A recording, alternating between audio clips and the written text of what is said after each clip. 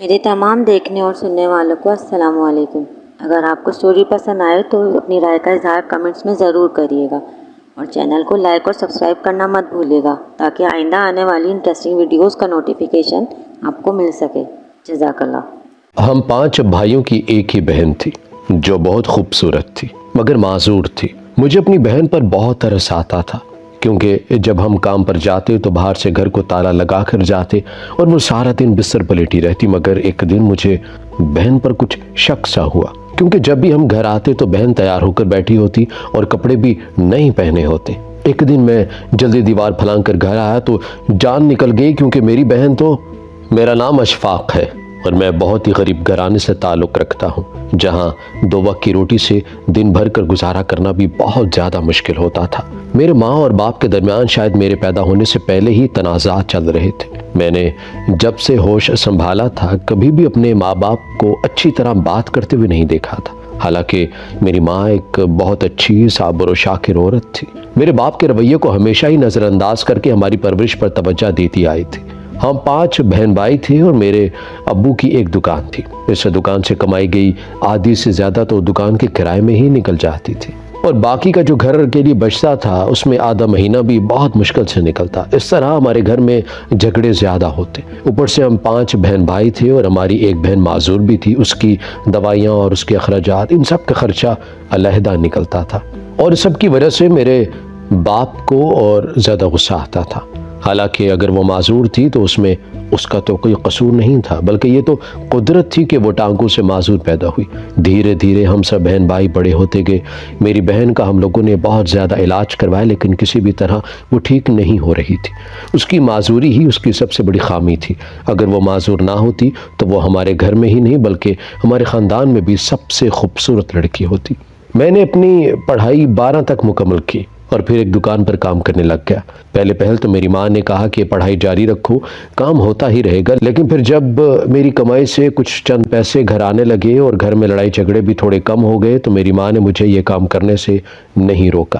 اب ہمارے گھر کے حالات پوری طرح ٹھیک تو نہ ہوئے تھے مگر پہلے سے بہت بہتر ہو گئے تھے۔ اب میرے باقی بہن بھائی بھی تھوڑا بہت کام کرنے لگے تھے جس کی وجہ سے گھر کافی بہتر ہوتا جا رہا تھا اور میرے باپ نے ہمیں تانے دینے کے ساتھ ساتھ گھر میں جھگڑا کرنا بھی چھوڑ دیا تھا، مگر ان کا جو ماں کے ساتھ رویہ تھا وہ شاید زندگی میں کبھی نہیں بدلنا تھا۔ نہ جانے وہ انہیں کس بات کے تانے دیا کرتے تھے اور ماں خاموشی کے ساتھ سنتے رہتی۔ لیکن خیر، جب ہم کام پر جاتے تو گھر پر تالا لگا دیتے، لیکن گھر خالی نہیں ہوتا تھا بلکہ اس میں میری معذور بہن ہوتی کیونکہ وہ کہیں آ اور جا نہیں سکتی تھی۔ اس طرح اگر گھر پر کوئی مہمان بھی آ جاتا تو اس کو بھی ہینڈل نہیں کر سکتی تھی، اس لیے ہم باہر سے تالا لگا کر چلے جاتے تاکہ ہر آنے جانے والے کو یہ لگے کہ گھر پر کوئی موجود ہی نہیں۔ لیکن مجھے اپنی بہن پر بہت زیادہ ترس بھی آتا کیونکہ جب ہم باہر جاتے تو وہ گھر میں اکیلی ہوتی اور کیونکہ وہ معذور تھی تو سارا دن ایک ہی چارپائی پر پڑی رہتی۔ مگر ایک دن مجھے بہن پر کچھ شک سا ہوا، مجھے اس میں کچھ تبدیلی محسوس ہوئی۔ ایسا لگ رہا تھا جیسے اس نے ہلکا پھلکا سا میک اپ کر رکھا ہو۔ میں نے پہلے تو یہ بات نوٹ نہیں کی مگر ہر روز ایسا ہونے لگا۔ جب بھی ہم گھر آتے تو بہن تیار ہو کر بیٹھی ہوتی اور کپڑے بھی نہیں پہنے ہوتے۔ مجھے یہ بات کھٹکنے لگی تھی، آج کل وہ ایسا کیوں کر رہی تھی؟ چند دن دوبارہ ایسا ہوتا رہا۔ میری امی جو کہ کچھ دنوں کے لیے اپنے میکے گئی تھی وہ واپس آ گئی تو میں نے اپنی ماں سے بہن کے بارے میں بات چیت کی۔ پہلے تو انہوں نے میری ان باتوں کو وہم قرار دے دیا، لیکن جب انہوں نے خود یہ سب اپنی آنکھوں سے ہوتے ہوئے دیکھا تو انہیں بھی میری بات کا یقین آنے لگا۔ انہوں نے مجھ سے کہا کہ مجھے فکر مند ہونے کی ضرورت نہیں ہے، اب میں خود اس معاملے کا پتہ لگا کر رہوں گی۔ میں ان کی بات سن کر مطمئن ہو گیا۔ اگلے دن ہمارے گھر پر ایک لڑکی کھانا دینے آئے۔ یہ کوئی نئی لڑکی تھی جسے ہم نے کبھی محلے میں نہیں دیکھا تھا۔ میری ماں بھی میری ہی طرح حیران تھی۔ اس نے بتایا کہ وہ پچھلے کچھ دنوں سے ہمارے محلے میں رہنے آئے ہیں، مطلب کہ وہ ہمارے پڑوس تھے۔ وہ لڑکی کافی خوش اخلاق تھی تو میری ماں اس کے ساتھ بہت اچھے طریقے سے ملی۔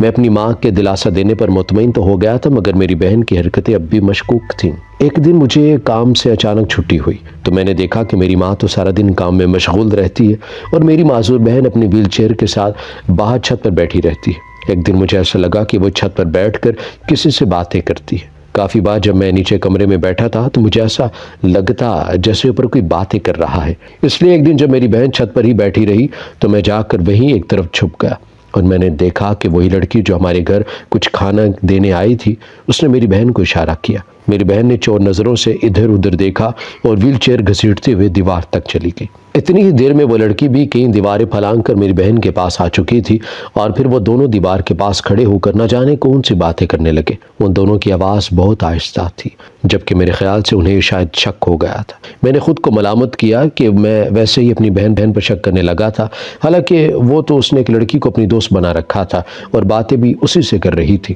مگر اگلے ہی دن جب وہ لڑکی اپنے ماں باپ کے ساتھ میری بہن کا رشتہ لے کر میرے گھر آئی تو میں حیران رہ گیا۔ میری ماں بھی حیرت سے کچھ دیر تک نہیں بول پائی۔ خیر، ہم نے ان کی عزت کرنے کے لیے ان کو مہمان خانے میں بٹھا لیا۔ وہاں سے ہمیں پتہ چلا کہ ان کا بیٹا ایک پڑھا لکھا ڈاکٹر ہے اور وہ اس کے لیے میری بہن کا ہاتھ مانگنا چاہتا ہے۔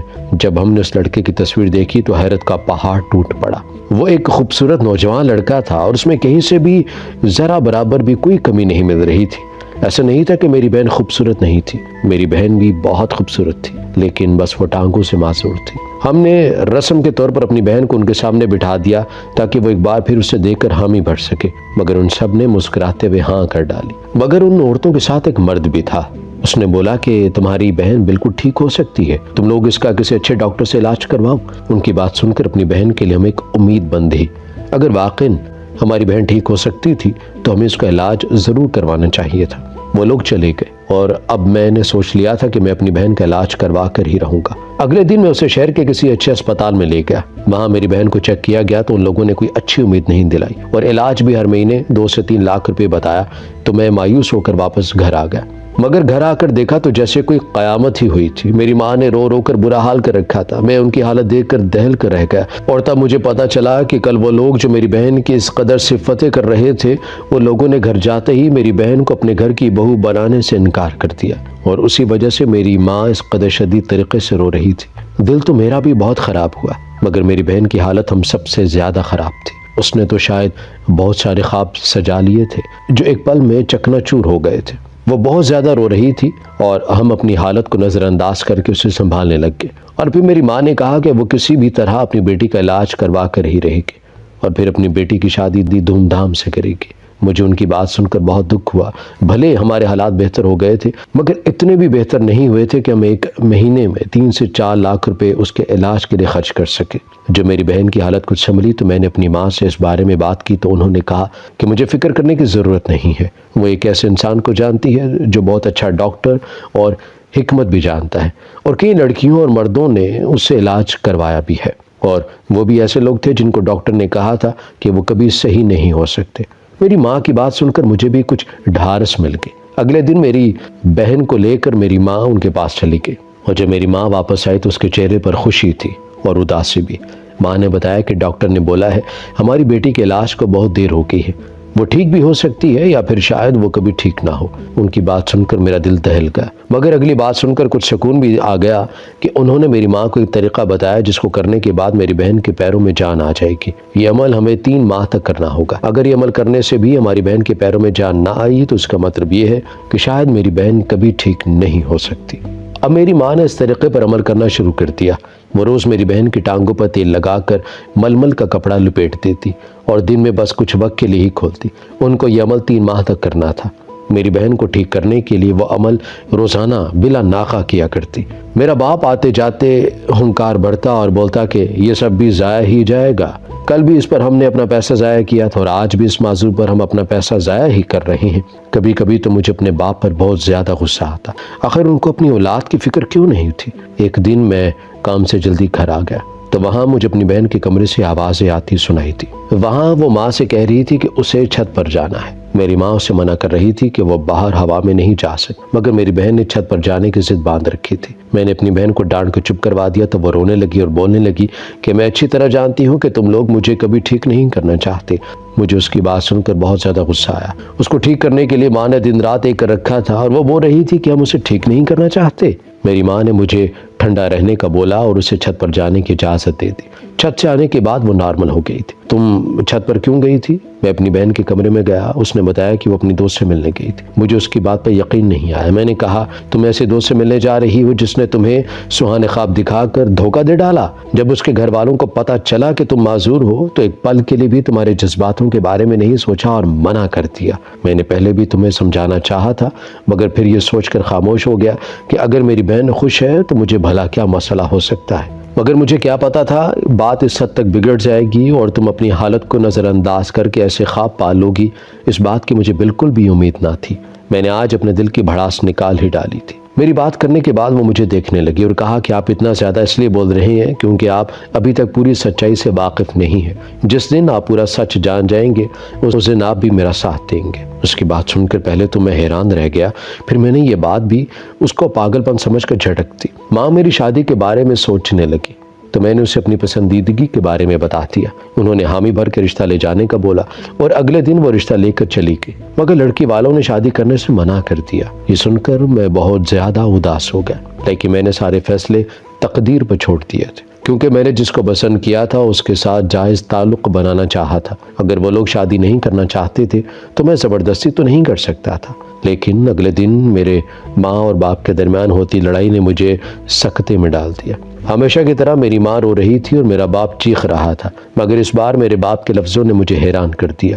وہ میری ماں سے بول رہے تھے کہ اگر تم نے اپنی محرومیوں کا بدلہ بچوں سے نکالنا بند نہ کیا تو میں تمہیں طلاق دے دوں گا، اور میری ماں رو رہی تھی اور کہہ رہی تھی کہ وہ بھی اپنے بچوں کا بھلا چاہتی ہے۔ آخر میرا باپ کس بارے میں بات کر رہا تھا؟ میری بہن کا علاج چلتے ہوئے مہینے سے بھی زیادہ ہو گیا تھا، مگر اس کی حالت میں کچھ فرق نہیں پڑ رہا تھا۔ ہم نے جو عزم کیا تھا کہ اپنی بہن کو ٹھیک کر کے اس کی شادی کریں گے، وہ عزم اب ٹوٹ گیا تھا۔ نہ اب وہ ٹھیک ہوگی اور نہ ہی کوئی اچھا رشتہ اس کے لیے آئے گا۔ یہ بات سوچ کر ہی سارا گھر دکھی تھا، مگر میری بہن کو تو جیسے کسی بات کا فرق نہیں پڑتا تھا۔ شاید اس نے افسانوی خوابوں میں جینا سیکھ لیا تھا، اس لیے آج وہ روزانہ ہلکا پھلکا سے میک اپ کر کے چھت پر چلی جاتی۔ ایک دن بازار جاتے ہوئے مجھے وہ لڑکی مل گئی جس کو میں پسند کرتا تھا۔ اس کو دیکھ کر مجھے وہ دن یاد آیا جب ماں نے آ کر بتایا کہ ان لوگوں نے رشتہ دینے سے فوراً منع کر دیا ہے۔ میں نے ان سے پوچھا کہ آخر میں نے ایسا کون سا غلط کام کر دیا تھا، یا پھر مجھ میں ایسی کیا خرابی تھی جو تم لوگوں نے میرے بارے میں سوچنا بھی ضروری نہ سمجھا۔ میری بات سن کر وہ آگ بگولا ہو گئی اور بولنے لگی کہ یہ بات تو مجھے تم سے پوچھنی چاہیے۔ آخر میں نے ایسا کون سا گناہ کر دیا تھا کہ تمہاری ماں نے مجھ پہ ہمارے گھر پر آ کر کیچڑ اچھال دیا؟ اگر تم نے مجھ سے شادی نہیں کرنی تھی تو یوں اپنی ماں کو ہمارے گھر بیچ کر میرے ساتھ میرے گھر والوں کو ذلیل کروانے کی کیا ضرورت تھی؟ وہ روتی ہوئی وہاں سے چلی گئی اور میں حیران و پریشان سا وہیں کھڑا رہ گیا۔ کچھ پل میں سکتے میں رہ گیا، یقین نہیں آ رہا تھا، ایسا لگ رہا تھا میں کوئی خواب دیکھ رہا ہوں۔ میں گھر آیا اور بہت خاموشی سے بنا کھائے سو گیا۔ رات کو میری ماں میرے پاس آئی اور بولی کہ میں نے کھانا نہیں کھایا تو میں کھانا کھا لوں۔ مجھے اپنی ماں پر بہت پیار آیا۔ مجھے سمجھ آ گیا تھا کہ ضرور وہ لڑکی جھوٹ بول رہی۔ میں نے اپنی ماں سے پوچھا کہ ان لوگوں نے میرے ساتھ اپنی بیٹی کا رشتہ کرنے سے کیوں منع کر دیا، تو انہوں نے کہا کہ ان لوگوں نے بولا کہ آپ کے بیٹے کا کوئی اپنا بزنس نہیں ہے اور زیادہ پڑھا لکھا بھی نہیں ہے، اکیلے گھر میں بھی نہیں رہتا، کسی اور بہن بھائی کی شادی بھی نہیں ہوئی، ان کی بیٹی آئے گی تو وہ کام کرے گی اور مر جائے گی۔ یہ بات سن کر مجھے حد سے بھی زیادہ غصہ آیا اور میں خود کو کوسنے لگا کہ آخر میں نے اپنی ماں پر شک کرنے کے بارے میں سوچ بھی کیسے لیا۔ لیکن اگلے دن مجھے وہ ڈاکٹر مل گیا جس کا رشتہ لے کر میری بہن کی دوست آئی تھی، اور اگلے دن منع بھی کر دیا۔ میں نے آگے بڑھ کر اس کا گریبان پکڑ لیا اور پوچھا کہ اگر ان لوگوں نے ایسا ہی کرنا تھا تو میری بہن کو اپنے پیچھے کیوں لگا رکھا ہے؟ بات سن کر وہ الٹا مجھ پر غصہ کرنے لگا اور بولا کہ اگر تم یہ سارے سوال کرنا چاہتے ہو تو جا کر اپنی ماں سے کرو، جانتے ہو تمہاری بہن ٹھیک ہو سکتی ہے لیکن تمہاری ماں اسے ٹھیک نہیں کرنا چاہتی۔ مجھے یہ بات سن کر بہت غصہ آیا، وہ بھی میری ماں پر الزام لگا رہا تھا۔ میں نے کہا کہ تم ہوتے کون ہو میری ماں پر یہ جھوٹے الزام لگانے والے؟ تو اس نے کہا کہ میں ایک ڈاکٹر ہوں اور مجھے جھوٹ بولنے کی ضرورت نہیں ہے اور نہ ہی تمہاری ماں پر الزام لگا رہا ہوں۔ اگر تم واقعی سچ جاننا چاہتے ہو تو جا کر اپنی ماں سے پوچھو، آخر وہ اپنی ہی اولاد کے ساتھ ایسا برتاؤ کیوں کر رہی ہے۔ وہ تو چلا گیا مگر میں نے سوچ لیا تھا آج میں اپنی ماں سے بات کر کے ہی رہوں گا۔ جب میں گھر گیا تو میری بہن کی میری ماں سے لڑائی ہو رہی تھی۔ مجھے دیکھ کر میری ماں میرے پاس آئی اور بولنے لگی کہ اب میں ہی اپنی بہن کو سمجھاؤں، نہ جانے اس لڑکی کے عشق کا کون سا بھوت اس کے سر پر سوار ہو گیا ہے، اب اس کو ہم سب لوگ غلط لگنے لگے ہیں۔ میں نے ان سے کہا کہ آپ یہ سب کیوں کر رہی ہیں؟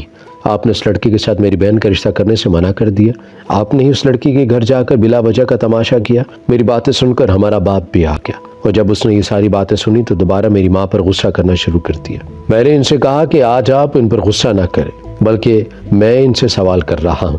میری ماں کچھ وقت کے لیے خاموش ہو گئی۔ میں نے کہا کہ اماں آپ کو جھوٹ بولنے کی ضرورت نہیں ہے، میں بہت کچھ جان گیا ہوں۔ اس لڑکی نے مجھے بتا دیا ہے کہ آپ اس کے گھر رشتہ لے جانے کے بجائے اس کا تماشا بنا کر آئی ہیں، اور جس لڑکے کا ہماری بہن کے لیے رشتہ آیا تھا ان کو بھی آپ نے ہی منع کیا تھا۔ اور اب اس نے مجھے یہ بھی بتا دیا کہ میری بہن ٹھیک بھی ہو سکتی ہے مگر آپ خود اسے ٹھیک نہیں کروانا چاہتی۔ میری ماں نے ہم سب کو سچ بتانا شروع کر دیا۔ انہوں نے کہا کہ وہ اپنے وقت میں خاندان کی سب سے خوبصورت لڑکی تھی۔ انہیں ایک لڑکے سے پیار ہو گیا، اس نے شادی کا وعدہ بھی کیا تھا، ہمارا رشتہ بھی طے ہو گیا تھا، مگر شادی سے کچھ دن پہلے اس نے کسی اور لڑکی سے شادی کر لی جو کہ بہت زیادہ امیر تھی۔ اس دن میں سمجھ گئی تھی کہ اس دنیا میں محبت نام کا کوئی وجود ہی نہیں ہے۔ تمہارے باپ سے شادی ہوئی تو میں سب بھول گئی، مگر تمہارے باپ ہمیشہ مجھے میری پہلی محبت کے تانے دینا شروع کر دیتے، اور یہ تانے مجھے آج تک ملتے ہیں۔ اس لیے جب تم نے اپنی پسند کا بتایا تو میں نے خود جا کر ان سے ایسی باتیں بولیں کہ وہ خود شادی سے منع کر دی۔ جب تمہاری بہن کے لیے معذور ہونے کے باوجود رشتہ آیا تو میں خوش ہو گئی، لیکن جب مجھے پتا چلا کہ یہ شادی دونوں طرف سے پسند کی شادی ہے تو میں نے خود جا کر ان کو منع کر دیا۔ میں نہیں چاہتی تھی تم لوگوں کو بھی محبت کے نام پر دھوکہ ملے، اس لیے میں نے تمہاری بہن کے 3 مہینے میں ٹھیک ہو جانے کا ڈرامہ رچایا۔ جب اسے لگے گا کہ وہ کبھی ٹھیک نہیں ہو سکتی تب شاید وہ اس لڑکے کے بارے میں سوچنا بھی بند کر دے، مگر وہ لڑکا ایک ڈاکٹر نکلا۔ اسے تمہاری بہن کو بتا دیا کہ وہ ٹھیک ہو سکتی ہے۔ میری ماں رونے لگی تو میں نے اپنے باپ سے کہا کہ ماں نے ساری زندگی ہمارے لیے گزارتی ہے اور آپ اب بھی ایک ذرا سی بات کے لیے ان کو تانے دیا کرتے ہیں۔ اگر محبت کرنا جرم ہے تو یہ جرم تو آپ کے بچے بھی کر چکے ہیں۔ اگر آپ ہم سے ذرا سا بھی پیار کرتے ہیں تو آج کے بعد ماں کو یہ تانا نہیں دیں گے۔ پہلے تو بابا کا رویہ کچھ دن ٹھیک رہتا اور کچھ دن بگڑ جاتا، برسوں کی عادت تھی، بھلا ایسے کیسے جاتی، مگر پھر بابا ٹھیک ہوتے گئے اور میری ماں نے میری بہن کا رشتہ ان لوگوں کو دے دیا اور اپنے رویے کی معافی بھی مانگ لی۔ اب میری بہن کا علاج ہو رہا تھا اور وہ چلنے بھی لگی تھی، جبکہ جس کو میں پسند کرتا تھا اس کی شادی کہیں اور طے ہو گئی تھی۔ بھلا کوئی ماں باپ گھر بیٹھی بیٹی کی رسوائی ہونے کے بعد اسے وہاں کیسے بیاہ دیتے، مگر میری بہن کی زندگی سنور گئی تھی اور گھر کے ماحول میں بھی سکون آ گیا تھا، تو میں بھی اب پرسکون تھا۔